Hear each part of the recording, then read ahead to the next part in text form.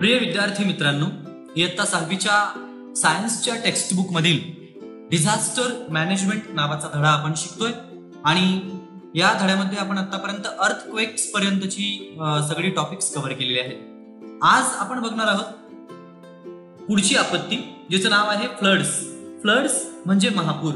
महापुराविषयी या संपूर्ण व्हिडिओमध्ये, या छोट्याशा व्हिडिओमध्ये आपण जाणून समजून घेण्याचा प्रयत्न करणार आहोत। Let's start. फ्लड्स। फ्लड्स म्हणजे महापूर।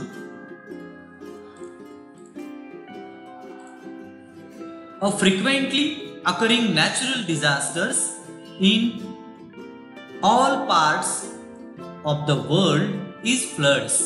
बघा काय डेफिनेशन आहे। महापूर ही संपूर्ण जगात वारंवार उद्भवणारी एक नॅचरल डिझास्टर, नैसर्गिक आपत्ती आहे। कसली आपत्ती आहे? नॅचरल डिझास्टर, नैसर्गिक आपत्ती आहे जी सगळ्या जगामध्ये उद्भवू शकते। Due to excessive rains in the same place, म्हणजे एकाच जागेवरती सारखा खूप पाऊस पडणं, यामुळं पूर या घटना घडल्याच्या तुम्ही स्वतः अनेक बातम्यांतून गेल्या काही वर्षांमध्ये, दिवसांमध्ये ऐकलं असेल। अ रिव्हर ओव्हरफ्लोज, नदी तिच्या क्षमतेपेक्षा जेव्हा तिच्यात जास्त अतिरिक्त पाणी होतं, तेव्हा जसं एखादा ग्लासभर पाणी, ग्लास पूर्ण भरल्यानंतर जर तुम्ही पाणी ओतलं, तर आता त्या ग्लासमधील नंतर ओतलं जाणारं पाणी हे सांडणार आहे, हे निश्चित।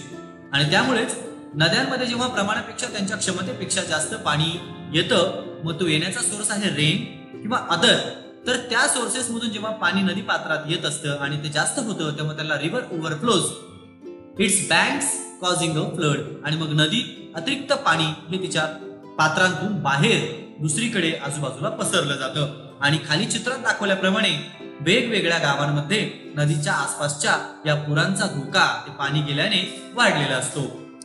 The water drainage system in big cities falls short when there is heavy rainfall.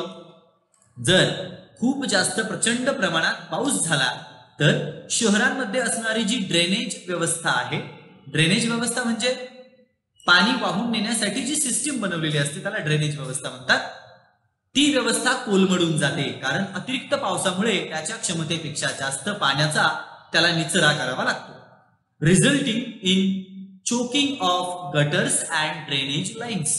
याचा परिणाम काय?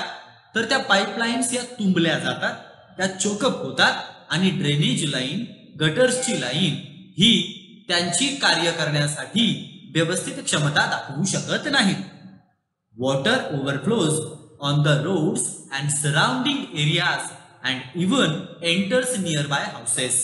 ज्याप्रमाणे पिक्चर मध्ये दाखवलंय, मग पाणी जे अतिरिक्त झालंय त्याला कुठेतरी जाण्यासाठी मार्ग हवा असतो, म्हणून जिकडे वाट भेटेल, उतार भेटेल, तिकडे पाणी आजूबाजूच्या गावांमध्ये, घरांमध्ये जायला सुरुवात होते आणि मग हे अशा पद्धतीचं विद्रूप आणि भयावह चित्र आपल्या सर्वांना फेस करावं लागतं, पाहायला भेटतं आणि यातून होणारे नुकसान सुद्धा खूप मोठे आहेत।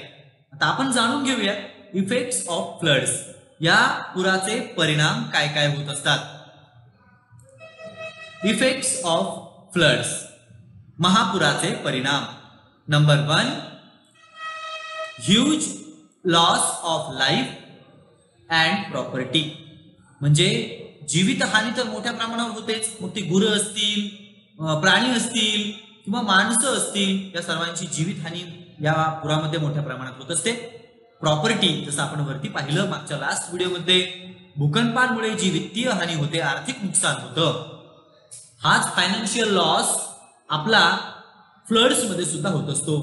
सॉइल इरोजन, जमिनीची धूप होते आणि धूप होणं आपण काही सेशन्स मध्ये पाहिलंय की जमिनीचा एक टिपिकल छोटासा काही सेंटीमीटरचा थर तयार होण्यासाठी हजारो वर्ष लागतात, पण तो वाहून जायला मिनिट सुद्धा लागत नाही।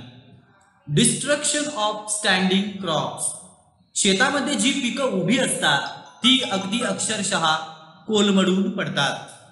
After effects of floods like spread of diseases and epidemics affecting the health of the people। याच पूर ओसरल्यानंतर या पाण्यासोबत वाहून आलेल्या दुर्गंधीमुळे अतिशय मोठ्या प्रमाणामध्ये रोगराई पसरते, लोकांचं आरोग्य मोठ्या प्रमाणावर धोक्यात येतं, त्यांना वेगवेगळे साथीचे आजार होण्याची शक्यता असते. त्यामुळे पूर आल्यावरही आणि पूर ओसरून गेल्यावर सुद्धा मोठ्या प्रमाणातल्या प्रचंड नुकसानाला आपल्याला सामोरं जावं लागतं. आता यानंतर आपण स्टॉर्म्स म्हणजे काय, वादळ म्हणजे काय हे पुढील व्हिडिओ सेशन मध्ये बघणार आहोत. तर आजचा व्हिडिओ सेशन तुम्हाला नक्कीच आवडला असेल. सो आज आपण इथे थांबतोय. नेक्स्ट टॉपिक असेल आपला स्टॉर्म्स. तोपर्यंत काळजी घ्या, लाईक करा, शेअर करा, सबस्क्राईब करा आणि आमच्या सोबत असेच कनेक्ट राहा. Good bye.